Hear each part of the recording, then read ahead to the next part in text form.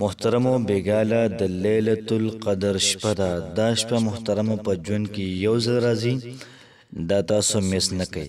په دې کې موږ مکمل د عبادت طریقه تاسو ته ښایو چې په لیلۃ القدر کې موږ کم عبادت وکړو یا څنګه نوافل وکړو، د هغې نیت مکمل طریقه دا زه تاسو ته په دې ویډیو کې دا ښایم. داسې ناشنا وظیفه تاسو ته ښایم انشاءالله العزیز. د دې په وجه باندې به ستاسو هر قسم حاجت او هر قسم مشکل دا به الله پاک ختم کړي. بل سوال پکې دا چې آیا د چا چې حیض وي، د کومو زنانو چې حیض وي، نو آیا دوی په لیلۃ القدر کې بندګي کوي که به نه کوي؟ که دوی به د بندګۍ نه محروم وي، مکمل ترتیب مکمل طریقه کار زه تاسو ته په دې کلیپ کې دا وایم. بسم الله الرحمن الرحیم. شروع کوم د ډیر زیات بخونکي او د ډیر زیات مهربان رب په نوم باندې. السلام علیکم ورحمت الله وبرکاته. امید در رب کوم چې تاسو ټول په ټیک ټاک کې الله پاکم خوشاله آباد ساته. الله پاک دې زموږ استادو تمام حاجات دا پوره کړي. الله پاک دې زموږ استادو تمام مشکلات د ختم کړي. الله پاک دې د خپل دره هر چاته ورکړي. الله پاک دې څوکم مخلوق ته محتاج نه. الله پاک دې موږ تاسو ټول د خپل بندګۍ د خپل اطاعت محتاج ساتي. نن چې محترم زموږ کوم کلیپ دی دا د شب قدر حواله سره دی چې شب قدر د شپه د بکلی او د شپې ته شب قدر ولې ویل کیږي. یاد ساته محترم نبی کریم صلی الله علیه و آله وسلم بهر وروته او صحابه کرامو ته د لیلۃ القدر د شپه خودله چیرې شب قدر د شپه د وکلی نو فتلاها فلانو و فلانو نو پلان کی جګړه وکړه. د هغې د وجه فرفع نبی کریم علیه الصلاۃ والسلام و چې دغه د شپې کوم تعینو دا زمان اوچت شو چې آیا د شپه وکلی. نو بیا نبی کریم صلی الله علیه و آله وسلم او فرمایل چې تاسو شب قدر دا تاسو تلاش کې په یوشتمه کې دغه رنګې درشتمه پنځشتمه ویشتمه یو کم درشتمه کم چې پنځه تاق شپې دې پرې کې تاسو لیلۃ القدر دا پکې تلاش کړئ. یاد ساته محترمو چې زمنګ نه هو یو شپه دا 13 شوه، یوشتمه شپه دا زمنګ نه 13 شوه او بیګاله درشتمه شپه دا ډیر زیات چانسز پکې دادي چې یاره بیګاله دا لیلۃ القدر شي. نو موږ وسکو نو موږ له پکار چې بیګاله د ماسوتن موز اهتمام سره جمع سره وکړو، ورسره موږ تراویح هم وکړو. بیا سار کې پېشمنی ته موږ را پاسونو پېشمنی کې د هغې نه مخکې موږ چارهدام وکړو او دغه رنګې تهجد وکړو. چې کله موږ تهجد وکړل نو بیا د هغې نه بعد تاسو پېشمنی وکړئ. یاد ساتئ محترمو د دې شپه کې چې څومره عبادات دي او کم اذکار کول دي مکمل تفصیل او مکمل طریقه کار زه تاسو ته په دې ویډیو کې دا ښایم. یاد ساتئ محترمو د شپې ته شب قدر ولې وایي؟ دا یو ډیر زیات قیمتي تپوس دی.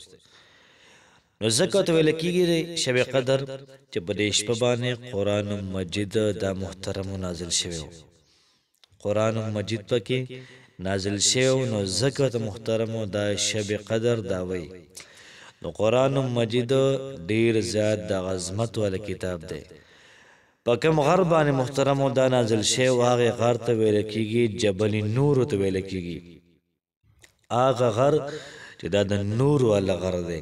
نو کوم سړی چې د قرآن مجید تلاوت کوي نو دا سړی به الله پاک منور کوي نه، دا سړی به الله پاک ګل ګلزار کوي نه، ولې به نه کوي؟ کوم کسان چې د رمضان المبارک په دې قیمتي لمحاتو کې د قرآن مجید تلاوت کوي لازماً به د خلکو ته الله پاک د شب قدر دا شپه دا محترمو ورنصیب کوي.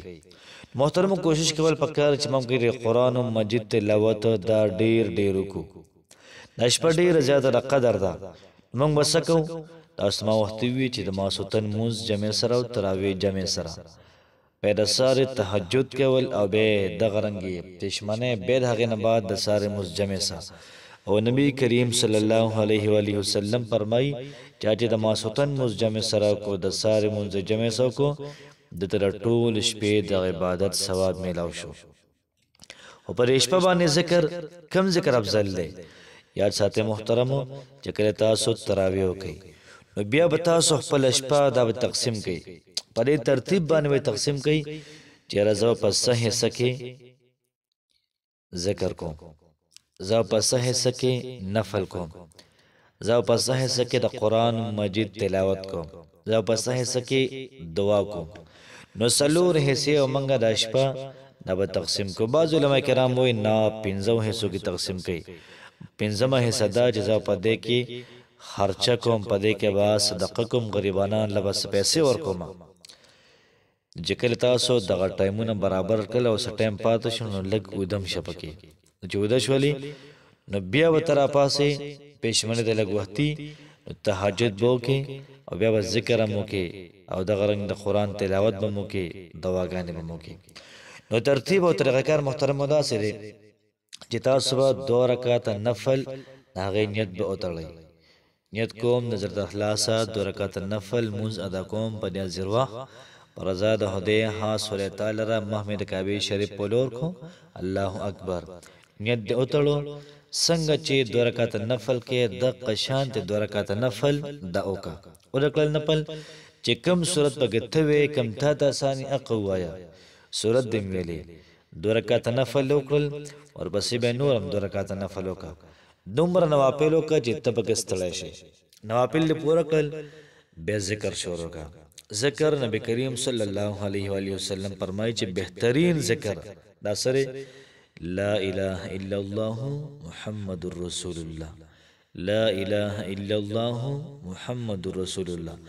بهترین دعا نبی کریم علیه الصلاۃ والسلام الاستغفار، استغفار ویل دي. استغفر الله ویل شي، استغفر الله ربي من كل ذنب واتوب الیه دام ویل شي. دوه خبره شولې. درېمه دا چې د رزق د پاره سبحان الله وبحمده سبحان الله العظیم، ورپسې لا حول ولا قوة الا بالله حسبنا الله ونعم الوکیل، حسبنا الله ونعم الوکیل، الله الصمد الله الصمد. چې کومه وظیفه تعالی درځي رب انی مغلوب فانتصر، رب انی مغلوب فانتصر. او عائشہ صدیقه رضی الله تعالی عنها نبی کریم علیه الصلاۃ والسلام ته وایي چې دارت وای محبوبه چې کله موږ ته پته ولګي را شپه د شب قدر نو کم ذکر وکړو، کومه دعا وکړو. نبی کریم علیه الصلاۃ والسلام ته یو ناشنا دعا ښودلې ده، اللهم انک عفو تحب العفو فاعف عنا. یا الله پاک ته بخنه خوښې موږ ته بخنه وکړي. اللهم انك تحب العفو فاعف عنا یا فاعف عني. دا وظیفه محترمو دا کول شي پکې. دا محترمو د عبادت طریقه وا او د غرنګ ور سره د ذکر اذکار طریقه وا ور سره محترمي وایسا د قران مجید تلاوت کې دا صرف کوي. ځکه په دې شپه باندې قران نازل شوی دی نو زکات ليله القدر دا ویل کیږي. زکات ليله القدر دا محترم ویل کیږي. کوشش وکړئ دا شپه د قدر دا چام قدر کو الله پاک هر حقدار ته خپل اسم محترم دا ورکي. او کم کسان چې بے قدر دي الله پاک محترم بے قدر ته ور خپل دین اسلام دا ورکي نه د دې شپه محترمو دا قدر وکي. او بل خبر دا چې آیا کوم زنانه داسې دي چې د هغوی خیز راغلی یا ماهواري ده یا د نفاس کومه وینه ده نو هغوی وسکي د شب قدر دا شپه آیا دوی پکې ذکر کولی شي؟ آیا دوی پکې درود شریف ویلی شي؟ آیا دوی پکې د قرآن مجید تلاوت کولی شي؟ آیا دوی پکې نوافل کولی شي که نشي کولی؟ آیا دعاګانې پکې غوښتلی شي؟ وظیفه کولی شي که نه؟ مکمل طریقه کار به داسې وي چې دغه زنانو له پکار ده چې دوی چاردام وکړي او بیا استنجا وکړي، بیا د هغې نه بعد چارندام په ښه طریقې سره وکړي. چې کله چارندام وکړو نو را دې شي چې کوم ځای کې دا مونځ کوي عقل ته په جای نماز دې کښېني او ذکر دې شروع کړي. دا کوم اذکار ما وښودل دغه اذکار به وکړي، نفل به نه کوي ځکه چې مونځ نشي کولی. د قرآن مجید تلاوت به نه کوي ځکه چې قرآن مجید په دوی باندې بند دی، دا به نه وایي. دغه رنګ ذکر وکي، استغفار وکي، او دا ما چې کومه دعا وغوښتله عائشه صدیقه رضی الله تعالی عنها چې کومه نبی کریم علیه الصلاۃ والسلام ته ښودلې وه، اللهم انك عفو تحب العفو فاعف عني، اور سره استغفار او حسبنا الله ونعم الوکیل. دا نور هلکه څومره ټایم کې څه کوي، دوی پکې بندګي کوي، نو دوی په دومره ټایم کې ذکر وکړي، یا دوی له الله پاک واس او طاقت ورکړي نو پیسې دی ولګي په غریبانو د پیسې تقسیم کړي دی ورکړي چې څومره وس کیږي دا دی ورکړي ولا. یاد ساته محترم، دا شپه کله شروع کیږي د ماښام نه تر سحر پورې. ثواب څومره دی؟ ثواب لیلۃ القدر خیر من الف الشهر، د زرو میاشتو نه سیوا ثواب الله پاک انسان ته ورکړي. نو گویا چې 83 کال نه سیوا ثواب الله پاک د خپل بنده ته ورکړي. محترم کوشش وکړئ وظیفه ډیره زیاته بهترینه او ډیره زیاته اعلی رستاسو ژوند سره محترم دا بدلیږي، نو په دې باندې عمل وکړئ، نور سره هم شیر کړئ، ان شاء الله العزیز الله پاک به تاسو له بهترین حصہ کوي. الله پاک هم خوشاله آباد ساته. السلام علیکم ورحمت الله وبرکاته.